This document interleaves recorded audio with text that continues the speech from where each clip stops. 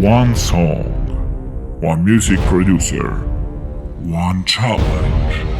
Will this man make it? Is this drama really that necessary? No.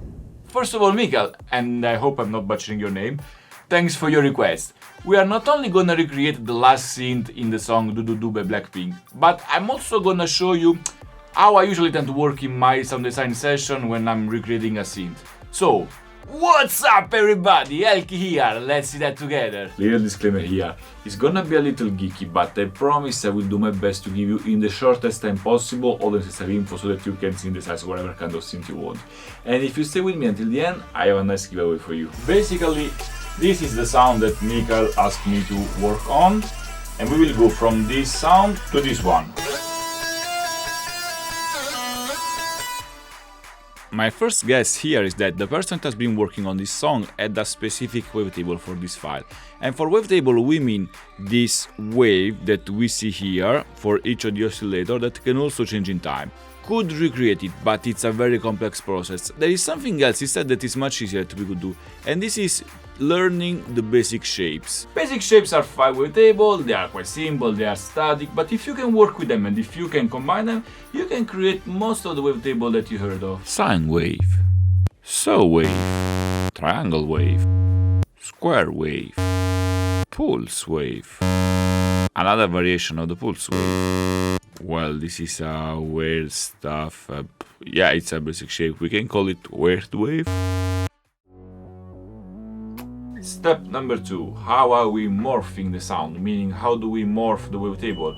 This is, for example, mirroring, stretching, bending. In the case of the song DDU-DU by BLACKPINK, I guess it's happening on FM. FM stands for frequency modulation, meaning that you have 2 wavetable, one is muted, but its own shape is applied on the first one that is playing, so you have a different wave shape. And you get a sound that is a little more distorted.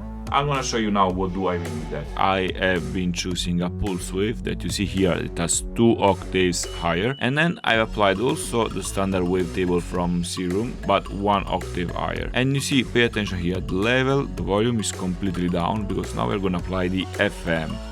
So this is what's gonna happen. We're not gonna touch any parameter here apart from the FM because we are not doing stuff, for example, like the super source chord increasing the unison. Also, we're gonna leave attack, hold, decay, sustain and release at their standard values because we don't want to do stuff like, for example, pads where you have very slow attack and very long release, or for example vice versa where you have plugs with extremely short attack but very short also sustain and release. No, we just want the sound as it is. What we're gonna change instead is this part here, the voicing, because we want mono, legato, and we want to add some portamento, like this. Basically, portamento means that when you have 2 notes that are overlapping, the sound will slide from the first to the second. And that's exactly what's happening a lot in this sentence of the last synth of the song. This is the sound that we have so far with the wave shape, the FM, and the portamento. Not there yet, but just give some time and you will see. Number 3, whatever you like. Filters and effect. Well, when it's about filters, here is where you should make some practice and learn at least the basic of the filters. For example, the high pass, the low pass. Each filter has a specific sound. If you want to make vowel sound, you should make the pitch and notch moving and so on. In this case, I found that what's working great is the comb filter. Comb usually tend to give a more metallic sound, but in this case it works. So here is our comb filter applied with some resonance and some drive. Here it is. How does it sound now? And finally it's time to spice everything up, adding some effects here. So we are going for a hyper dimension. We leave this as it is and we put down the sides. Distortion, this is gonna be, let's go for a diode 1. This is very aggressive, but we add some drive and we remove some mix.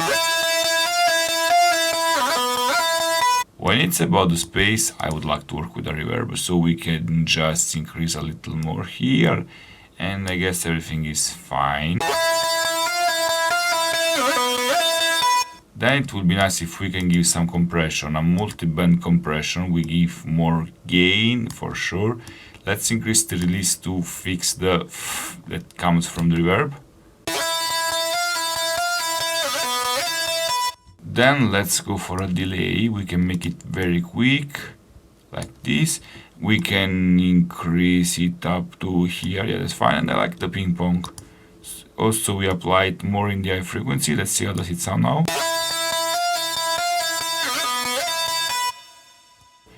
And then we can go for a filter. We can go for, again, for a com plus filter. So we increase the cutoff.